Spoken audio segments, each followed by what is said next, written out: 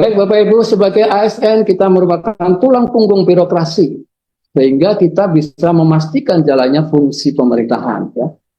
Kemudian ASN juga dipengaruhi kesehatannya melalui gaya hidup dan lingkungan kerja. Sesuai dengan teori Bloom ini, Bapak Ibu ya, 45% dipengaruhi oleh lingkungan, kemudian 35% dipengaruhi oleh gaya hidup atau perilaku. Analisa risiko kesehatan lingkungan menjadi instrumen yang penting untuk mencegah penyakit seorang ASN sehingga derajat kesehatannya menjadi meningkat. Ketika ASN itu menjadi sehat, maka pelayanan pun akan menjadi bermutu dan optimal serta efisien. Nah, tentunya ini menjadi semacam benang merah ya pada saat kita bisa mengendalikan lingkungan kerja kita, lingkungan sekitar kita sehingga kita tidak tertular penyakit, maka kita bisa bekerja secara optimal dalam rangka mencapai tugas pokok dan fungsi kita masing-masing ya. Kemudian bagaimana relevansinya antara analisa resiko kesehatan lingkungan ini dengan posisi kita sebagai ASN? Tentu yang tadi disampaikan bahwa peningkatan kualitas pelayanan publik itu juga sangat dipengaruhi oleh ASN yang sehat, baik itu sehat jasmani, rohani maupun sosialnya. Kemudian seorang ASN yang sehat tentunya bisa memberikan keteladanan untuk masyarakat. Minimal ASN tadi mampu menerapkan perilaku hidup bersih dan sehat, kemudian bisa mempelopori wawasan lingkungan yang sehat di sekitarnya. Next, Pak Rizwan. Baik, Bapak Ibu, next lagi. Ya, analisa resiko kesehatan lingkungan yang hari ini kita akan diskusikan ya. Kami sampaikan Bapak Ibu, latar belakangnya juga berbeda-beda, ada yang non kesehatan dan banyak juga yang dari kesehatan, terutama yang dari Balai Pelatihan Kesehatan. Izin Pak Miftah dari Bapelkes Tanah Abang, mungkin nanti bisa memberikan sharing kepada kami. Jadi ARKL ini merupakan pendekatan ilmiah yang efektif untuk melindungi ASN dari bahaya lingkungan. Sehingga pada analisa resiko kesehatan lingkungan ini pendekatannya adalah pendekatan sistematis. Dimulainya dari mana? Dimulainya dari bagaimana kita sebagai ASN bisa mengidentifikasi hazard. Kemudian menganalisis bagaimana kalau hazard tadi masuk ke tubuh kita, kemudian bisa menghitung secara kuantitatif yang disebut dengan evaluasi pemajanan, dan kemudian kita bisa menentukan apa risikonya terhadap kita, apa risikonya terhadap manusia yang disebut dengan karakteristik dari risiko tadi. ASN yang sehat akan lebih produktif dan mampu memberikan pelayanan prima kepada masyarakat. Next, Pak Rizwan. Baik, Bapak Ibu. Next lagi, Pak. Sebelum kita samakan dulu persepsi untuk pengantar analisa risiko kesehatan lingkungan, marilah kita perhatikan istilah-istilah yang nanti mungkin banyak ya disinggung di situ. Yang pertama adalah agent atau agen dalam bahasa Indonesia, merupakan zat materi atau makhluk hidup dalam bentuk fisik, kimia, atau biologi yang bisa kontak dengan kita sebagai host atau mengenai sasarannya, itu yang disebut dengan agent. Kemudian nanti ada istilah juga hazard atau bahaya. Hazard itu adalah sifat yang melekat pada agent yang tadi, ya. Situasi atau sifat yang melekat pada agent sehingga berpotensi untuk menyebabkan dampak buruk terhadap manusia. Dampak buruknya apa? Berbagai gejala penyakit kelainan tubuh akibat paparan bahan kimia. Kemudian kita akan juga mengenal nanti ada istilah-istilah tentang resiko. Nah, resiko ini didefinisikan dalam hal ini adalah kemungkinan atau probabilitas dari suatu dampak buruk terhadap organisme, terhadap kita tentunya ya. Kemudian pada saat kita terpajan kita tentu beresiko untuk mengalami penyakit, mengalami gangguan fungsi tubuh ya pada kondisi yang tertentu. Sehingga secara umum resiko ini dirumuskan sebagai hasil perkalian dari probabilitas peluang terjadi atau tidak terjadinya, kemudian exposure atau pajanan ya. Pajanan pada saat agent tadi mampu memasuki tubuh manusia dikalikan dengan hazard itu sendiri. Jadi risiko ini didefinisikan sebagai probability dikalikan exposure dikalikan hazard tadi. Next, Pak Isfal. Bapak Ibu, kita mengenal risiko dalam berbagai situasi di bidang kesehatan, juga kita mengenal risiko kesehatan lingkungan. Next, Pak Yes. Next, Pak Yes. Next. Ya.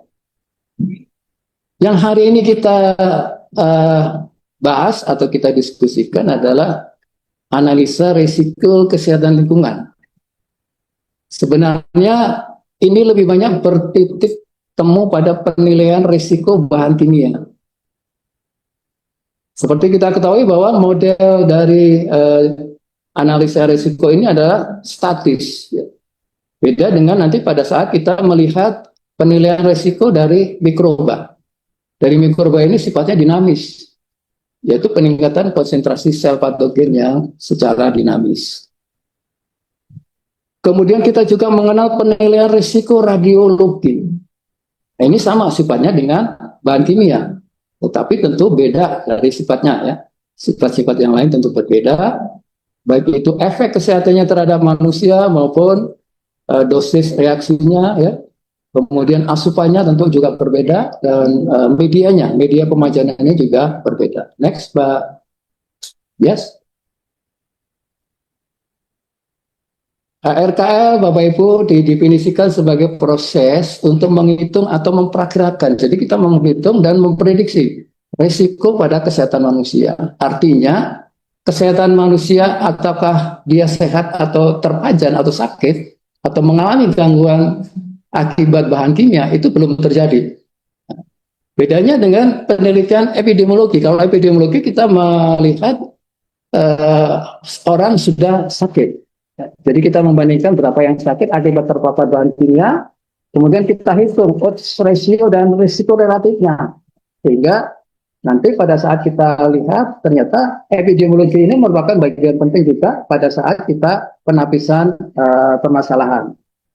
Artinya di analisa risiko ini belum terjadi orang itu sakit, orang itu mengalami gangguan kesehatan. Kita memprediksi, kita menghitung berapa nanti konsentrasi atau laju atau asupannya sehingga orang tadi menjadi sakit atau menjadi mengalami gangguan kesehatan. Nah, di situ ya. Jadi kalau analisa risiko itu adalah prediksi terhadap gangguan kesehatan.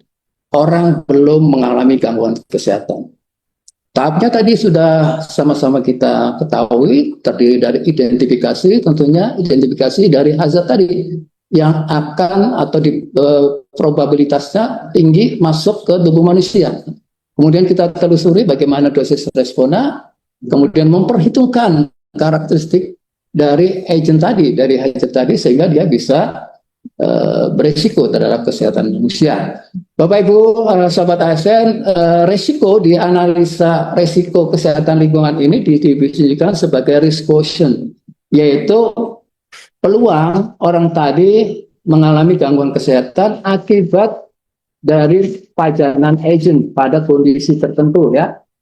Di sini kalau kita kalkulasikan ya dihitung melalui pembagian antara intake dengan dosis reference.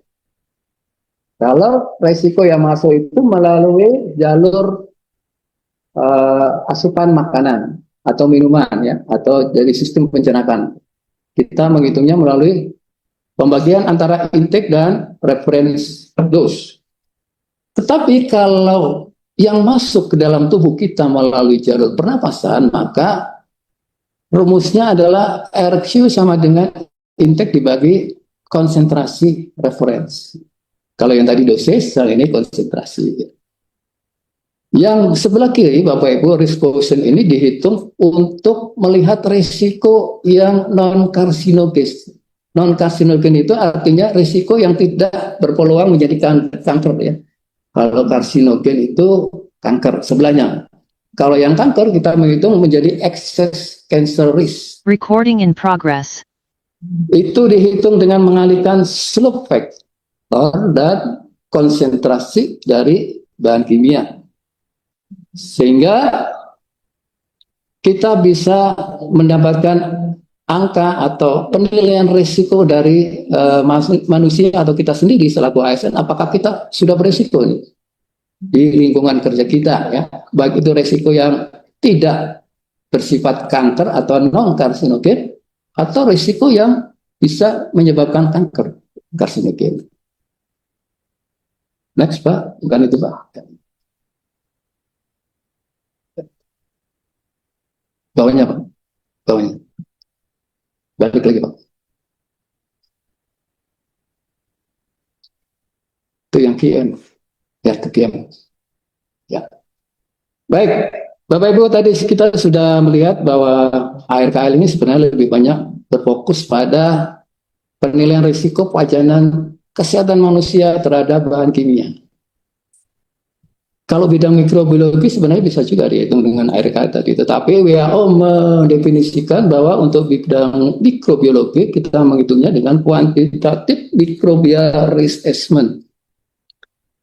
Ini adalah pendekatan penilaian risiko kuantitatif terhadap bahaya dari mikroorganisme yang masuk ke tubuh manusia. Nanti didefinisikan sebagai DELY atau DELY merupakan indikator lamanya waktu yang hilang karena sakit atau kecacatan maupun waktu yang hilang karena kematian. Kematian karena apa? Karena mikroorganisme tadi.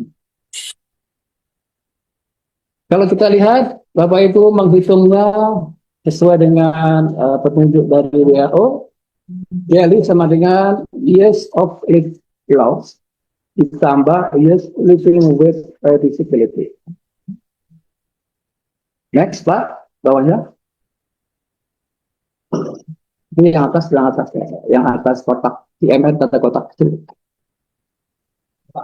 Yang terus bawah, nah itu. Baik Bapak Ibu, ini sebagai contoh kasus yang belum seminggu ini ya Bapak Ibu. Pak Gias? Ya. Ya, Bapak Ibu bisa melihat ini adalah hasil kuantitatif microbial risk assessment yang dikeluarkan oleh WHO. Yang mana kasusnya ini merupakan kasus yang booming di Kabupaten Sukabumi, yaitu Ascariasis. Dalam minggu-minggu ini, Bapak Ibu kita lihat Ascaris sesuai dengan metode kuantitatif microbial risk assessment, ada 3 parameter yang diukur. Pertama adalah efeknya terhadap intestinal suatu populasi. Kemudian efeknya terhadap contemporaneous cognitive deficit. Dan yang terakhir ini adalah efeknya terhadap kematian. Dengan mengalihkan ketiga efek tadi, maka kita mendapatkan efek total dari Ascariasis. Ya. Ternyata efeknya adalah 0,05 delis. Ini artinya apa? Ini artinya bahwa ada kemungkinan kesakitan atau kecacatan bahkan kematian itu yang disebabkan oleh Ascaris. Peluangnya adalah 5/100. Next Pak, itu sekitar tentang pemaparan bahan mikrobiologi ya Bapak Ibu. Next Pak, yang paling atas Pak. Baik, sekarang kita fokus ke topik kita hari ini Bapak Ibu tentang analisa risiko kesehatan lingkungan. Next lagi Pak. Next Pak. Next lagi. Nah, ini adalah ruang lingkup dari Pak, jalan sendiri Pak. Pak Arisa, jalan sendiri, mati. Selitsunnya mati. Nggak usah pakai selitsun. Nah itu. Baik, Bapak Ibu, ini adalah kerangka kerja dari analisa risiko. Yang itu Pak. Selitsun ini matikan Pak. Slide matikan aja. Itu jalan-jalan sendiri. Baik, nggak bisa? Overtop. Sebelumnya Pak? Nah, yang itu. Atau sebelumnya? Sebelumnya lagi. Baik, sambil menunggu slide. Nah, ini analisa risiko, Bapak Ibu. Pak Gias, kenapa gitu? Bisa Pak, atau ini dari PPT? Enggak, otomatis. Baik, sambil menunggu slide-nya, kita samakan dulu persepsinya, mudah-mudahan slide-nya sudah bagus ya. Baik, Bapak Ibu, analisa risiko seperti yang tadi sama-sama kita samakan persepsinya, ya itu aja Pak, silakan besarin, nggak usah full lah, biar jalan. Bisa lebih dari 100% Pak, biar nggak jalan. Baik, posisi analisa risiko nanti ada di bulatan yang paling tengah itu Bapak Ibu. Jadi kita nanti akan bisa menentukan, jangan dibesarkan Pak. Jadi kita nanti bisa menentukan apakah kita sudah berisiko terhadap pajanan bahan kimia yang ada di lingkungan kita, yang disebut dengan risk quotient ya, Bapak Ibu. Kriterianya apa? Kriterianya apabila risk quotient ini lebih besar dari 1, ya itu Pak, itu aja Pak. Maka kita sebagai manusia atau sebagai ASN berisiko terhadap komponen atau agent kimia tadi. Itu ya kesimpulannya nanti situ. Sambil menunggu slide-nya, Bapak Ibu. Nah, untuk mendapatkan risk quotient ini, maka kita harus menentukan dulu intake yang masuk ke dalam tubuh kita, ya. Kemudian kita juga akan mengukur bagaimana karakteristik dari manusianya itu, dari kita sendiri, ya.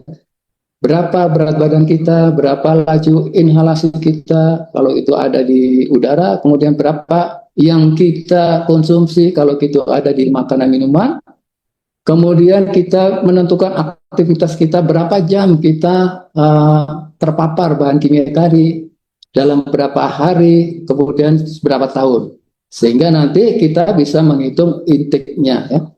Dengan membandingkan intake tadi dengan dosis referen atau konsentrasi referen, kita akan mendapatkan risk quotient yang di tengah, yang bulat tengah itu ya Bapak Ibu. Itu adalah awal dari kita memutuskan apakah kita sudah terpapar beresiko terpapar oleh agent atau bahan kimia atau bahan-bahan yang lain yang tentunya merugikan kesehatan kita ya.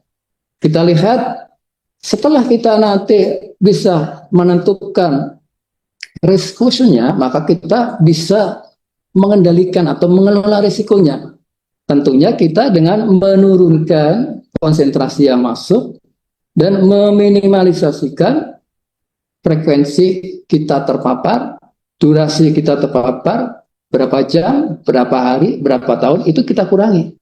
Dengan tentunya kebijakan, atau kalau di lingkungan kerja, ya kebijakan jam kerja, jangan sampai terpapar lebih sering dengan bahan kimia, jangan sampai terpapar terlalu lama dengan bahan kimia. Kemudian kalau kita lihat konsentrasinya, kita bisa menurunkan konsentrasi tadi dengan mengeluarkan regulasi dan pengawasannya. Regulasi sudah ada, sudah banyak, tetapi pengawasan yang masih belum optimal ya Bapak Ibu. Yang tadi Pak, masih yang tadi ya. Kemudian kalau kita lihat Bapak Ibu, next saja Pak, supaya nggak gangguan ya. Langkah-langkah dari ARKL secara garis besar, tadi sudah disampaikan, yang pertama tentunya adalah mengidentifikasi hazard. Next saja Pak, panah kanan. Nah, di identifikasi hazard ini Bapak Ibu, langkah-langkahnya kita akan membuat bagaimana hazard tadi ya, berapa jumlahnya, kemudian dari mana saja ya, itu yang disebut dengan identifikasi dari hazard. Kita membuat semacam list atau daftar identifikasi Kemudian setelah itu kita bandingkan dengan apa? Dengan daftar referensi atau dengan standar baku. Jadi prioritas adalah bahan-bahan kimia atau bahan agent tadi ya, yang diperkirakan merugikan kesehatan manusia, kita bandingkan dengan parameter yang ada, baik itu parameter yang sifatnya nasional maupun WHO secara dunia ya, baik itu keluaran dari Kementerian Kesehatan maupun WHO ya. Contoh parameter kualitas udara, kualitas air, atau bahan-bahan kimia yang diatur oleh regulasi yang lain. Kemudian baru kita mengevaluasi apakah risk agent tadi, baik itu bahan kimia, organisme maupun fisik tadi, perlu kita prioritaskan dengan cara kita menentukan bagaimana frekuensi dari bahan kimia tadi atau risk agent tadi dalam jumlahnya apakah melampaui nilai ambang batas. Next, Pak. Panah kanan aja, Pak. Panah kanan aja. Panah kanan lagi, Pak. Nah, yang disebut dengan exceedance standard frekuensi, ini artinya bahwa kita menentukan apakah bahan kimia atau risk agent tadi berada di atas nilai ambang batas maupun di bawah nilai ambang batas.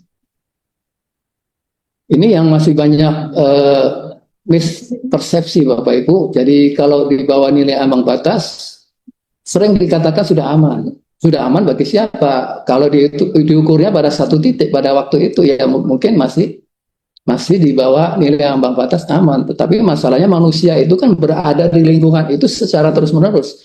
Sehingga ada mekanisme akumulasi di situ.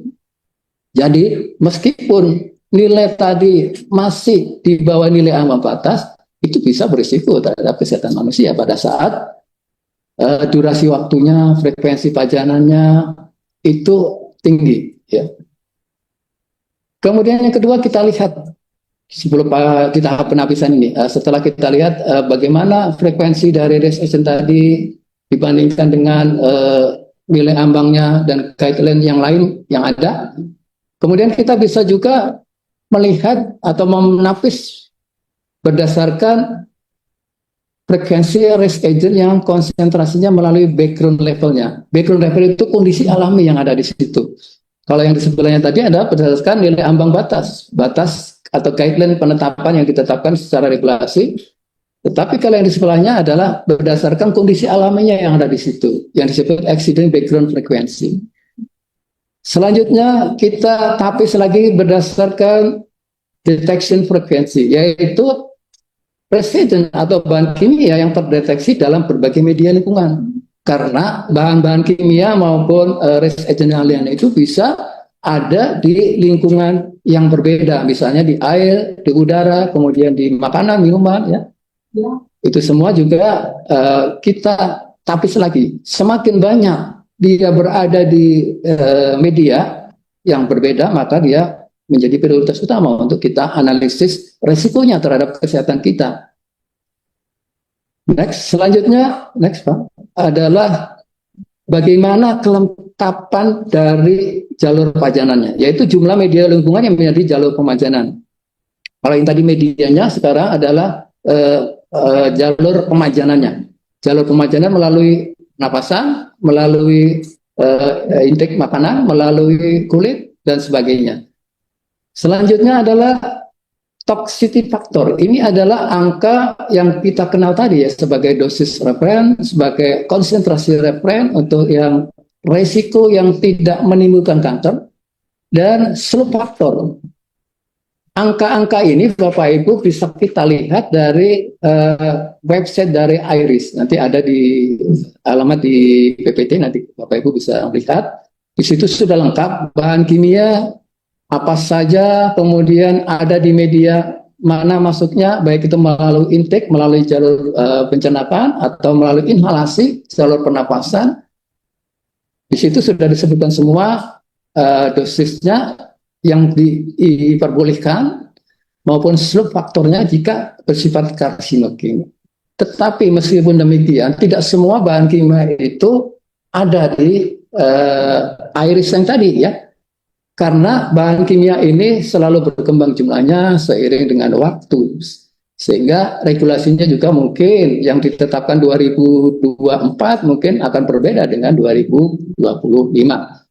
Selanjutnya kita lihat berdasarkan Fate and Transfer Factor. Ini adalah nasib perjalanan dari risk agent tadi yang bahan-bahan yang bisa menularkan gangguan kesehatan tadi, baik itu kelarutannya, persisitannya, maupun transformasi dan bioakumulasinya.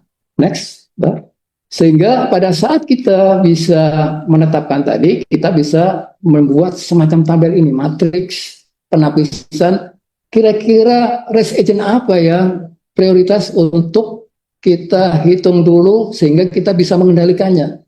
Ini berkaitan tentunya dengan waktu dan biaya. Semakin terbatas biaya yang kita punya, ya, mungkin lebih baik kita memprioritaskan mana yang lebih berisiko terhadap populasi atau terhadap individu yang ada di situ. Sehingga penapisan tadi sangat berguna sekali, Bapak Ibu.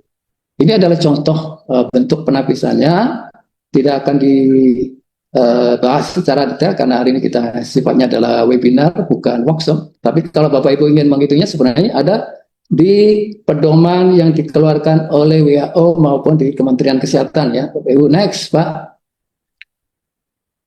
Nah, setelah kita menghitung berdasarkan tabel penapisan tadi, tentunya kita juga akan mereduksi lagi. Apakah semua akan kita analisis pengaruhnya terhadap kesehatan ASN yang ada di lingkungan kerja itu? Tentunya ada lagi filter yang perlu kita buat, ya, supaya tidak semuanya itu bisa kita analisis karena keterbatasan waktu, biaya, dan tenaga mungkin, ya. Yang pertama adalah konsentrasinya, jumlahnya atau intensitasnya, kemudian FD yang tadi kalau di bawah 5% total, kemudian apakah risk agent tadi merupakan kontaminan yang umum. Kalau yang umum dijumpai di pemeriksaan laboratorium atau reagensia dari laboratorium, maka itu bisa kita abaikan dulu. Kemudian berdasarkan toksisitasnya, ya, toksisitasnya yang rendah atau berdasarkan slope faktornya yang kecil. Kemudian merupakan nutrien yang esensial. Artinya kalau bahan kimia tadi merupakan kandungan nutrien atau kandungan gizi, ya mungkin kita abaikan dulu, ya, karena manfaatnya kemungkinan lebih besar dari resikonya, ya. Ini dikerjakan pada saat kita terbatas pada ruang, waktu, dan biaya. Yang kedua merupakan konsentrasi yang jumlah dan intensitasnya jauh di bawah dari pedoman yang berlaku. Artinya dari batas maksimal yang diperbolehkan itu jauh sekali, ya, sangat kecil sekali. Itu bisa kita abaikan. Kemudian yang secara regulasi atau secara teoritis, secara ilmiah, pemajarannya tidak lengkap, belum diketahui. Artinya nih agent yang baru yang belum diketahui, ya, masuk ke tubuh manusia melalui jalur apa? Itu bisa kita abaikan. Next, Pak. Sehingga nanti kita bisa menghitung konsentrasi toxicity screeningnya dengan rumus RF sama dengan VI kali TI. Nah, berdasarkan ini kita nanti akan bisa memprioritaskan mana yang perlu kita dulukan dan mana yang kita tunda dulu lah untuk dianalisis ARKR-nya. Kita tunggu kalau nanti misalnya waktu dan tenaga kita membutuhkan, ya, mencukupi, ya, atau biaya kita mencukupi, ya, boleh bisa kita usulkan untuk dianalisis. Tetapi bukan berarti ini diabaikan, ya, tetap dihitung dengan cara perhitungan yang menggunakan desktop. Apa itu perhitungan desktop? Perhitungan yang menggunakan angka-angka default, angka-angka yang sudah disepakati secara internasional. Jadi Bapak Ibu untuk menghitung ARKR yang tadi kita bahas, itu bisa menggunakan dua cara. Cara pertama kita mengukur langsung di lapangan. Misalnya kita mengukur konsentrasi, berarti kita turun ke lapangan menghitung berapa konsentrasi bahan kimia tadi. Menghitung laju inhalasi, berapa laju inhalasi. Menghitung laju konsumsi, berapa konsumsinya. Ya. Itu semua kita hitung. termasuk berat badan dari populasi maupun responden, individu atau ASN. Nah, untuk kondisi-kondisi yang kedaruratan, misalnya kebencanaan atau kondisi wabah, kita bisa menggunakan default yang sudah disepakati secara internasional. Misalnya, default itu kalau untuk asupan dari udara manusia itu rata-rata 0,83 meter kubik menghirup udaranya. Nah, itu nilai-nilai seperti itu nanti bisa kita gunakan pada saat kita terbatas biaya. Jadi kita tidak usah mengukur ke lapangan, tetapi menggunakan nilai default tadi ya. Tentunya ada kelemahannya karena kondisi nilai dari kesepakatan internasional ini tentunya berbeda. Karena diukurnya mungkin secara umum. Sedangkan kondisi di wilayah kita kan tentunya berbeda, baik itu berat badan rata-ratanya, laju inhalasinya, dan sikap perilakunya terhadap risk agent tadi ya. Ada yang sering terpajan, ada yang tidak, dan sebagainya. Next, Pak. Baik, langkah kedua, kita akan melihat karakteristik dari hajat tadi. Ya. Ini adalah fungsinya untuk menduga apakah risk agent tadi menimbulkan efek yang merugikan. Ini baru dugaan, baru hipotesis awal. Dikenal dengan analisis dosis respon atau dose response assessment. Ini bisa kita dapatkan dari berbagai penelitian yang diterbitkan secara internasional dan tentunya melalui jurnal-jurnal yang sudah terindeks ya. Dan IRIS sendiri sudah menentukan itu dosis responnya, nanti kita ukur sebagai reference dose maupun sebagai konsentrasi dose dan sebagai slope factor. Next, Pak. Tujuan dari analisis yang kedua ini yaitu analisis dosis respon atau yang kita kenal dengan hazard characterization atau karakterisasi hazard. Yang pertama mengetahui jalur pajanan. Jadi kita melihat apakah jalur pemajanan tadi ada dan lengkap sehingga agent atau bahan kimia atau apapun itu yang berisiko terhadap kesehatan manusia mampu untuk sampai ke tubuh manusia. Kemudian memahami perubahan atau gejala, memahami efek kesehatan yang terjadi. Ini mungkin menjadi data pendukung nanti pada saat kita belum yakin bahwa disebabkan oleh agent yang bersangkutan ya, kita bisa melihat dari gejalanya. Karena gejala ini biasanya umum khas masing-masing dari agent bahan kimia maupun bahan lain pada saat memasuki tubuh manusia. Baru kita juga bisa mengetahui dosis referensinya. Tadi RFD, RFC, dan slope factornya. Kemudian kita bisa menganalisis hubungan dari dosis responnya. Bapak Ibu, next Pak. Kita lanjutkan lagi untuk pemahaman bagaimana kita bisa mengetahui hubungan dosis respon tadi ya Bapak Ibu. Tentunya kita memilah-milah berbagai referensi yang ada maupun dari studi-studi eksperimen yang sudah ada, baik itu eksperimen dari hewan maupun dari uji hayati atau BOC maupun studi epidemiologi, clinical trial atau uji klinik, dan kajian hubungan struktur molekul dengan keaktifan biologisnya. Ini semua tentunya sudah lengkap disajikan di masing-masing jurnal ilmiah maupun di IRIS sendiri sudah ada. Yang tadi menyikapi kalau belum ada baru bagaimana? Kalau belum ada berarti kita harus menurunkannya sendiri berdasarkan referensi dan berdasarkan estimasi ketidakpastiannya, baik itu estimasi yang sifatnya internal maupun yang sifatnya terukur.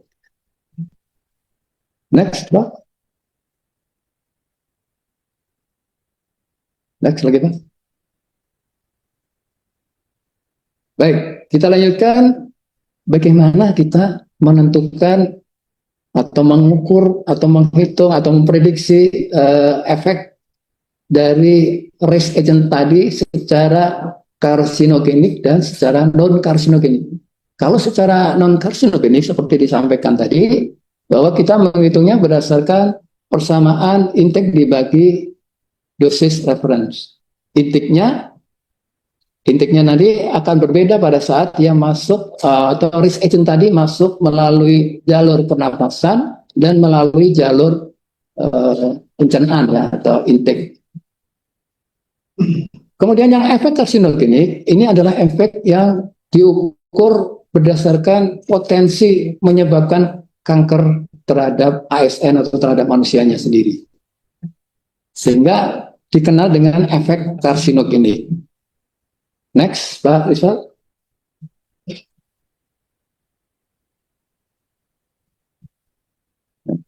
Baik, ini adalah contoh saja, contoh bagaimana kita menentukan dosis reference pada saat dosisnya tadi ternyata tidak ada di pedoman yang dikeluarkan oleh WHO maupun oleh IRIS.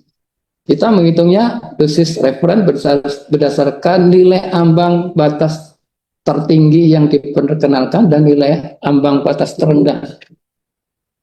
Kemudian membaginya berdasarkan ketidakpastian, yaitu ketidakpastian ada 4 yang kita ukur ya, dan faktor modifikasi. Sehingga nanti kita bisa mendapatkan dosis referen maupun konsentrasi referen. Next, Pak. Baik, Bapak Ibu, masih semangat? Saya nggak bisa melihat ini, Pak. Masih semangat ya, Bapak Ibu, tetap semangat. Kita akan review atau menyamakan persepsi tentang bagaimana kita bisa menghitung dosis referen dari risk agent kimia yang kemungkinan belum ada di pedoman IRIS. Ya, tentunya contohnya adalah arsen ya. Yang tadi kita menggunakan rumus RFD sama dengan NOL atau LOL dibagi UV1 sama dengan UF1 sampai UF4 dikalikan lagi dengan MF atau faktor modifikasi. Contohnya ini ya di arsen berdasarkan studi dari Seng batas tertingginya diperkenankan 0,0 atau 9 per 1000 miligram per liter. Kemudian kita bisa menentukan dosis referennya seperti yang Bapak Ibu lihat di slide. Next, Pak. Baik, selanjutnya adalah analisis pemajanan atau bagaimana kita menghitung berapa intake yang masuk atau bahan kimia atau risk agent yang masuk ke tubuh manusia ya. Kalau tadi kita sudah menapis bahan kimia atau risk agent apa saja, kemudian kita memprioritaskan dan kita menghitung dosis responnya sehingga kita mendapatkan dosis referen dan konsentrasi referen maupun slope factor. Maka sekarang kita bisa menghitung berapa jumlah yang masuk ke tubuh manusia. Nah, ini sangat menentukan sekali. Nanti apakah manusia atau kita sendiri sebagai ASN beresiko nggak terhadap bahan kimia maupun risk agent tadi ya. Nah, tahap ini dikenal dengan analisa pemajanan atau exposure assessment. Nah, di exposure assessment ini tentunya dihitung dengan rumus tertentu. Next, Pak. Pak. Ini yang untuk non-karsinogen, artinya ini menghitung jumlah bahan kimia atau bahan lain yang masuk ke tubuh manusia yang tidak menyebabkan efek kanker, tetapi melalui jalur pernapasan atau inhalasi. Bapak Ibu bisa melihat rumusnya adalah C, R, TE, FE, DT, WB, dan TF. C itu adalah konsentrasi. Berapa konsentrasi dari agent resiko tadi yang masuk ke tubuh manusia. Ya. Kemudian R adalah laju inhalasi, yaitu banyaknya volume udara yang masuk ke tubuh manusia setiap jamnya. Yang ini tadi dikatakan ini bisa dihitung menggunakan nilai default apabila kita ingin menetapkan pada kondisi keterbatasan waktu biaya. Pada kondisi kedaruratan, kita bisa menetapkan R-nya ini misalnya untuk dewasa 0,83 meter kubik per jam ya. Untuk anak-anak 0,5 meter kubik per jam. Ini bisa kita hitung yang dikenal dengan ARKL desktop tadi ya. Jadi menghitung tidak berdasarkan data lapangan. Tapi yang diperkenalkan pada saat kita mengalami gangguan biaya, waktu, dan tenaga. Misalnya pada kondisi kedaruratan, bencana alam atau wabah, atau pada kondisi-kondisi yang lain. TE adalah time of exposure. Ini adalah namanya atau jumlah jam terjadinya pajanan tadi. Berapa jam kita menghirup udara tadi yang mengandung bahan kimia beracun tadi ya, atau mengandung PD misalnya. Berapa jam dalam satu hari. Kemudian FE ini adalah jumlah harinya. Berapa hari? Nah, ini yang tadi dikatakan pada saat kita hanya mengukur pada satu hari, kemudian dibandingkan dengan nilai ambang batas, tentu kita bisa menyimpulkan bahwa kemungkinan masih di bawah nilai ambang batas. Tetapi begitu kita ukur ini berapa jam orang tadi bisa terkontaminasi melalui inhalasi, berapa hari dia ada di situ, sehari-hari misalnya petugas yang ada di terminal terpapar asap kendaraan mengandung PB, setiap hari dia bekerja di situ selama 8 jam, dalam 1 tahun berapa hari. Nah, ini bisa kita hitung risikonya. Tentunya berbeda pada saat kita hanya mengukur sewaktu di situ, ketemu PB pada saat itu misalnya masih di bawah nilai ambang batas, kita terburu-buru menyimpulkan bahwa itu tidak berisiko, ya kemungkinan berisiko juga ya kalau durasi waktunya itu lama, atau kalau dia sebagai pekerja yang ada di situ, yang setiap hari ada di situ terpapar. Nah, kemudian yang DT adalah durasi pajanan atau tahun, berapa tahun dia terpajang di situ. Tentunya dihitung selama berapa tahun dia terpapar itu. Tidak selamanya orang mempunyai waktu yang sama dalam hal keterpaparan tadi kan ya. Sehingga kondisi orang akan berbeda, apakah dia berisiko terhadap suatu agen kimia atau agen yang lain yang masuk ke tubuhnya. Selanjutnya adalah berat badan. Nah, ini mewakili dari status gizi tentunya ya. Seperti kita ketahui bahwa salah satu indikator status gizi diukur melalui indeks massa tubuh, yaitu perbandingan antara berat badan dan tinggi badan. Ya. Kemudian T average adalah periode waktu rata-rata. Angka-angka ini kita masukkan ke dalam persamaan tadi, sehingga kita nanti mendapatkan intake. Berapa intake dari bahan kimia atau risk agent yang lain yang masuk ke tubuh kita. Kemudian baru kita bagi dengan dosis referen dan atau konsentrasi referen dan atau slope factor kalau sifatnya karsinogen. Next, Pak. Baik, kita lanjutkan pemahaman atau persamaan persepsi kita tentang non-karsinogenik, tetapi ini melalui jalur pencernaan atau ingesti, Bapak Ibu. Bedanya apa?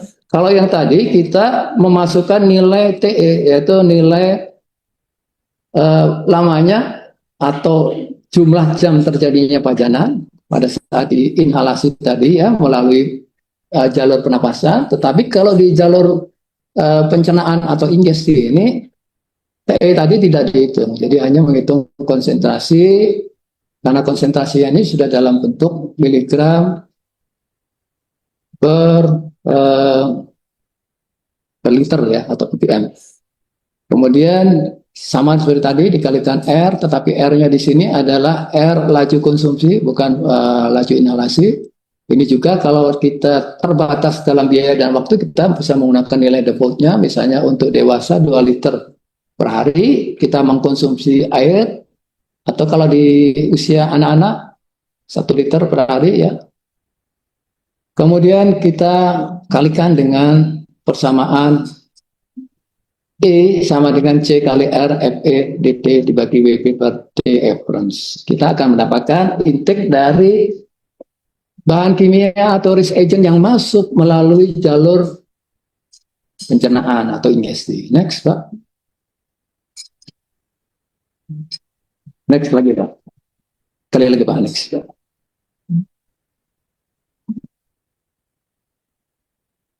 Nah, sekarang kita samakan persepsinya bagaimana pada saat risk agent tadi sifatnya karsinogen.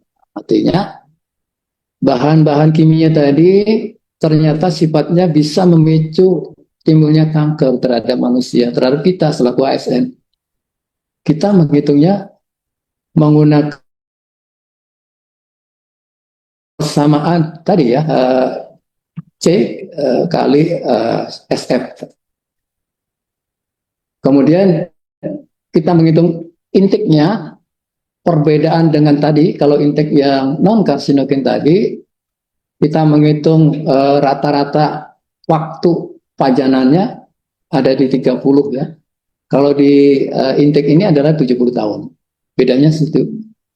Perbedaan menghitung intake antara pajanan bahan kimia yang karsinogen dengan non-karsinogen, perbedaan utamanya di penentuan rata-rata efek karsinogennya 70 tahun atau waktunya 70 tahun. Kalau di non-karsinogen 30 tahun. Next, Pak. Nah, ini adalah nilai-nilai dropout. Bapak Ibu nanti bisa melihat sendiri pada saat kita misalnya ingin mengukur apakah lingkungan kita berisiko terhadap kesehatan dari individu yang ada di situ ya. Kita menggunakan nilai-nilai yang disepakati secara internasional seperti ini. Next lagi, Pak.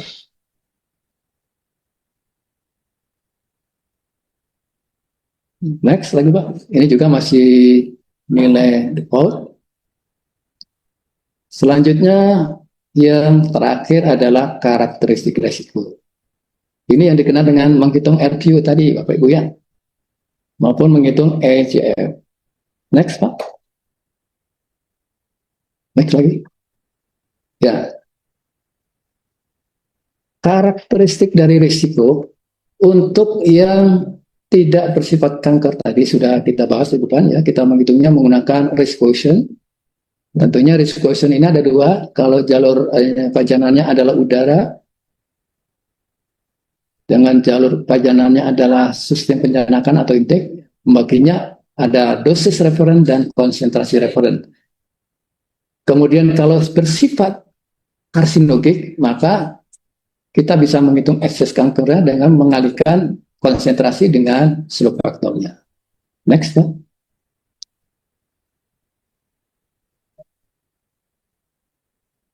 Baik, ini masih yang sama dengan tadi Bapak Ibu ya. Next lagi, Pak. Nah, bagaimana kita menginterpretasikan risiko ini? Kalau di analisa risiko kesehatan lingkungan, Bapak Ibu ASN atau Sobat ASN, RQ atau risk quotient-nya kita bisa ada di dua kemungkinan. Kemungkinan pertama, RQ-nya itu kurang dari 1. Pada saat RQ kurang dari 1, maka resiko dianggap minimal. Atau intake yang tadi, yang masuk ke tubuh kita berada di bawah dari dosis referennya, maupun dari konsentrasi referennya. Kemudian bagaimana kondisi yang kedua? Kondisi yang kedua pada saat RQ-nya sama dengan 1. Ini artinya antara intake dengan dosis referen ini sama. Ini masih diperkenalkan atau dikatakan sebagai tidak berisiko, masih ada di batas aman. Beda-beda tipis, naik sedikit sudah menjadi RQ. Kemudian pada saat kemungkinan RQ-nya lebih dari 1, maka itu sudah pasti dikatakan berisiko. Meskipun nanti ada statement yang di bawahnya itu ya, yang agak akan kita cermati semuanya. Kalau di atas 1 berarti semakin besar intake yang masuk ke tubuh manusia, tentunya manusia tadi semakin berisiko tinggi terhadap agent atau bahan kimia atau bahan apapun yang masuk ke tubuhnya. Meskipun demikian, ada beberapa yang perlu kita perhatikan bahwa karena resiko quotient atau risk quotient ini adalah probabilitas, bukan angka pasti. Probabilitas tentu kita menghitung adanya ketidakpastian, baik itu ketidakpastian pengukuran maupun ketidakpastian dari modifikasi ya.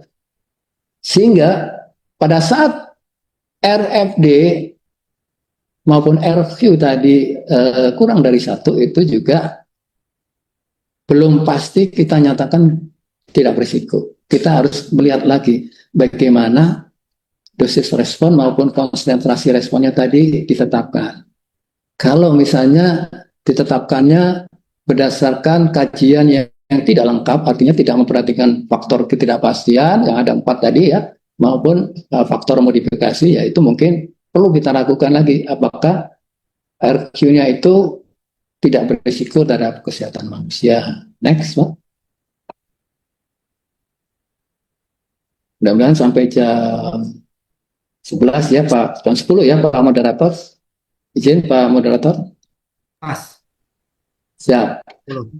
Baik, kita lihat interpretasinya.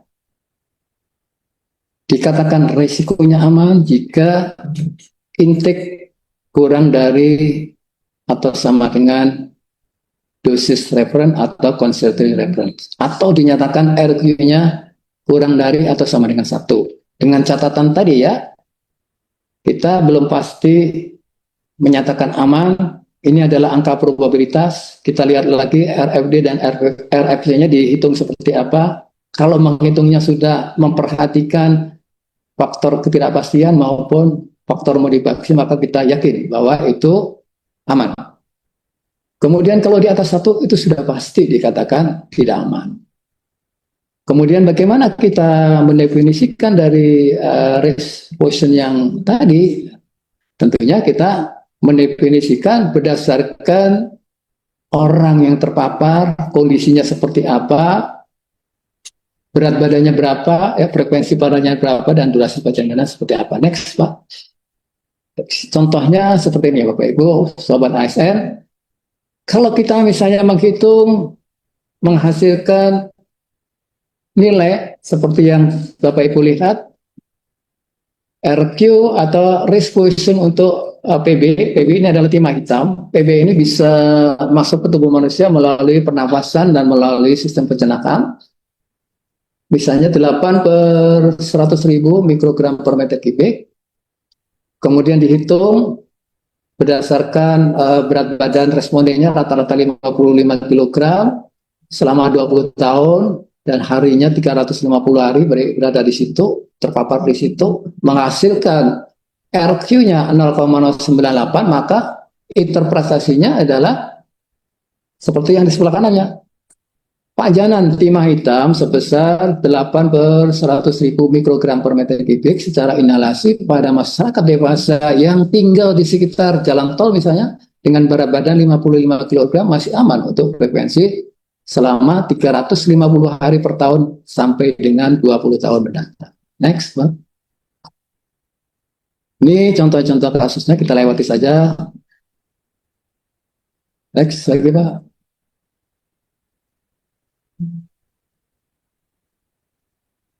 Next lagi, Pak. Next. Balik lagi ya. Balik lagi, Pak. Nah, ini yang contoh bagaimana kita mendefinisikan efek dari bahan kimia terhadap kemungkinan manusia atau kita menjadi berisiko terhadap kanker ya. Kita lihat SCR sama dengan intake kali stroke factor. Kalau tadi ada yang C itu sebenarnya salah ketik ya Bapak Ibu, nanti ada yang di atas tadi ya. SCR sama dengan C kali SF itu sebenarnya salah ketik. Jadi SCR itu adalah intake kali stroke factor. Kemudian bagaimana kita mendefinisikan misalnya SCR-nya adalah 4,56 per 10.000 atau E pangkat negatif 4 ya, berdasarkan benzena yang masuk inhalasi sebesar 0,3 mikrogram per meter kubik pada orang yang diukur rata-rata berat badannya 60 kilo yang terbajang selama 250 hari per tahun selama 10 tahun. Maka kita menginterpretasikannya bahwa eksposur atau pajanan benzen tadi sebesar 0,3 mikrogram per meter kubik secara inhalasi, berarti melalui jalur pernapasan. Pada pekerja depo misalnya yang ada di penampungan BBM, misalnya di Jakarta misalnya, dengan berat badan 60 kg, tidak aman untuk waktu atau frekuensi pajanan 250 hari per tahun selama 10 tahun. Artinya ini terdapat probabilitas 4,56 orang atau sekitar 5 orang yang beresiko terkena kanker pada populasi yang berjumlah 10.000 atau 4,56 orang per 10.000 populasi. Seperti itu. Next, Pak. Next lagi, Pak. Contoh kasus kita lewati saja, Pak. Baik. Next lagi. Next lagi, Pak. Terus lagi, Pak. Terus lagi. Karena waktu ya, Bapak itu 8 menit lagi, Pak Moderator izin. Next lagi, Pak. Next. Nah, ini. Setelah kita bisa menentukan apakah ASN atau individu tadi berisiko terhadap bahan kimia maupun bahan lain yang masuk ke tubuhnya, meskipun ARKL ini seperti dikatakan tadi ya fokusnya ke bahan kimia, maka kita bisa mengupayakan bagaimana mengelolanya. Risiko tadi ya Bapak Ibu, karena menghitung resikonya adalah menghitung intake dulu, kemudian dibagi dosis referen atau konsentrasi referen, maka penyebut yang di atas konsentrasi tentunya harus diturunkan. Penyebut yang di bawah yaitu berat badan dan waktu tinggal tentunya dibesarkan. Seperti ya kalau kita belajar persamaan matematika, penyebut dan pembilang pada saat kita ingin menginginkan angka yang rendah, maka penyebut dan pembilangnya diatur ya. Kalau pembilangnya ingin kita hasil akhirnya kecil, maka pembilangnya harus diturunkan. Tetapi penyebutnya harus diperbesar. Nah, penyebutnya tadi kan termasuk berat badan, yaitu status gizi. Artinya apa? Artinya salah satu upaya untuk membuat orang tadi tidak mengalami gangguan kesehatan karena bahan kimia maupun risk agent yang lain, salah satunya adalah dengan meningkatkan status gizinya, kan seperti itu. Yang diwakili oleh berat badan tentunya, berat badan per tinggi badan ya kalau kita berbicara indeks massa tubuh. Kemudian kita menurunkan konsentrasinya, konsentrasi dari bahan kimia maupun bahan lain yang masuk ke tubuh kita. Bagaimana cara menurunkannya? Minimal konsentrasi tadi itu minimal dihitung berapa yang diperkenankan. Dengan cara kita nanti bisa menghitung konsentrasi yang diperkenankan untuk masuk ke tubuh manusia. Atau minimal kita menurunkan konsentrasinya. Kemudian yang kedua, mengurangi konsumsinya. Kalau itu sifatnya masuk melalui jalur makanan ya. Atau mengurangi yang masuk ke jalur pernapasan. Misalnya kalau ada posisi bahan kimia ada di pabrik, mungkin bisa mengurangi jam kerjanya. Jam kerjanya mungkin dibagi menjadi 3 shift atau 2 shift sehingga konsumsi bahan kimia yang masuk melalui jalur pernafasan itu berkurang. Kemudian membatasi waktu pajanan, membatasi frekuensi pajanan dan durasi pajanan. Ini semua berkaitan dengan waktu. Next, Pak. Nah, ini penentuan batas aman. Contohnya, next lagi, Pak. Ini contoh bagaimana kita bisa menentukan konsentrasi yang aman untuk risk agent yang non-karsinogen. Tentunya dengan mengubah persamaannya, Bapak Ibu, ya bisa menurunkan konsentrasinya dengan menghitung C yang aman itu adalah hasil perkalian dosis referen dan berat badan dikalikan waktu rata-rata dibagi laju inhalasi atau laju asupan dikalikan TE atau jam pajanan, berapa hari terpajan dan berapa tahun terpajan. Begitu juga untuk IST. Next, Pak. Kita nanti akan mendapatkan angka-angka atau konsentrasi yang aman. Nah, ini harusnya bisa dibuat bahan koreksi untuk penetapan batas ambang batas dari suatu bahan kimia, baik itu yang ada di udara maupun yang ada di air maupun yang ada di makanan. Next, Pak. Next lagi, sama ya seperti tadi, cara menghitungnya menggunakan persamaan-persamaan. Next lagi, Pak. Next. Terus, next lagi. Ini contoh-contoh Bapak Ibu. Izin 4 menit lagi Pak Moderator. Balik lagi Pak, balik lagi. Mau bagaimana kita mengelola risiko? Tentunya selain kita memperhatikan tadi ya, menurunkan konsentrasi, mengurangi waktu pajanan, kemudian meningkatkan status gizi. Tentunya ini kan tidak bisa dilakukan dengan metode-metode yang sembarangan ya. Untuk menurunkan konsentrasi misalnya, kita menggunakan teknologi. Contohnya kalau berkaitan dengan limbah cair atau pencemaran air, ya menggunakan instalasi pengolahan air limbah atau menggunakan filter cerobong asap.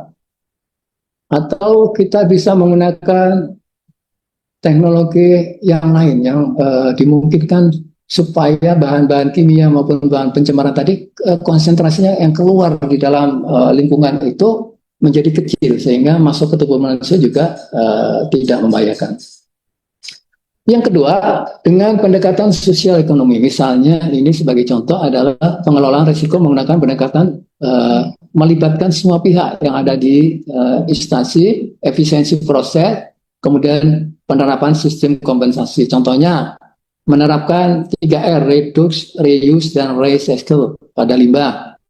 Kemudian pemberdayaan masyarakat, ya, untuk memberikan kompensasi terhadap orang yang mengalami kerugian misalnya. Ya. Kemudian pendekatan institusional tentunya berkaitan dengan regulasi penetapan batas aman ya salah satunya tadi ya, maupun pengelolaan risiko menggunakan mekanisme kelembagaan, misalnya dengan kerjasama dengan pihak lain. Next, Pak. 2 menit lagi izin Pak Moderator. Ini contohnya ya, menggunakan IPA dapat mengurangi konsentrasi logam berat, baik itu yang diolah secara anorganik maupun organik, mengurangi bahan kimia organik maupun anorganik. Kemudian menggunakan filter cerobong, asap. Next, Pak.